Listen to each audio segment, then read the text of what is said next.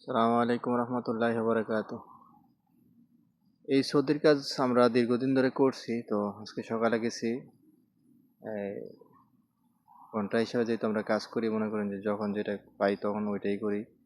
এখন তার কাম হয়েছে এই তাবুক রেখে রাখছে, তার বাপের যে সম্পদ আছে সব সম্পদ তার ভাইয়ের মধ্যে বন্টন করে দিয়েছে।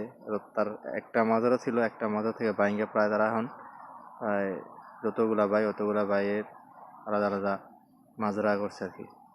তো আমাদের দেশে হয়তো একজন আরেকজনকে ছাড় দেখি দিয়ে দেশের মধ্যে চুল পরিমাণও একজন আরেকজনকে ছাড় দেয় না। হয়তো বিদেশের বাড়ি থেকে অনেকে এটা বোঝে না, কিন্তু আমরা এটা বুঝি, কারণ আমরা মাজার এলাকায় কাজ করি। তো বিভিন্ন সৌদির বাড়িতে বিভিন্ন সৌদির মাজারে কাজ করি, আমরা জিনিসটা উপলব্ধি করতে পারি। তো একটা তাবুকের ওজন প্রায় 22 কেজির মতো। তো এই পুরা ডায়নাটা আমরা মানে পুরাইছি, পুরাইয়া নিয়ে তার আরেক ভাইয়ের মাজরায় আমরা এটা আবার স্টেক দিছি। তো আপনাদের সেকেন্ড ভিডিওতে দেখাবো কীভাবে আমরা বড়িগুলো নিয়ে ওইখানে নামাইয়া স্টেক দিছি। তো মূলত এই গরমের মধ্যে এইসব কাজ করা খুবই টাফ ব্যাপার, কারণ এগুলো অনেক পরিশ্রমের কাজ।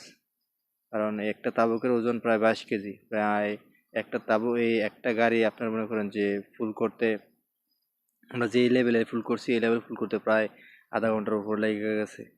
যদিও আপনাদেরকে শর্ট টাইমে দেখাইছি, কারণ লং টাইমে দেখানোর মতো সময় নাই, তার জন্য আপনাদেরকে শর্ট টাইমে দেখাইলাম। আসলে বিদেশের বাড়িতে ভাই যখন যেটা পান ওইটাই করতে হইব। যদি আপনি মনে করেন যে ফ্রি ভিসা এরকম রাস্তা থেকে কাজ করেন, কাজ করার চিন্তা ভাবনা থাকেন, তাহলে এইভাবেই কাজ করতে হবে।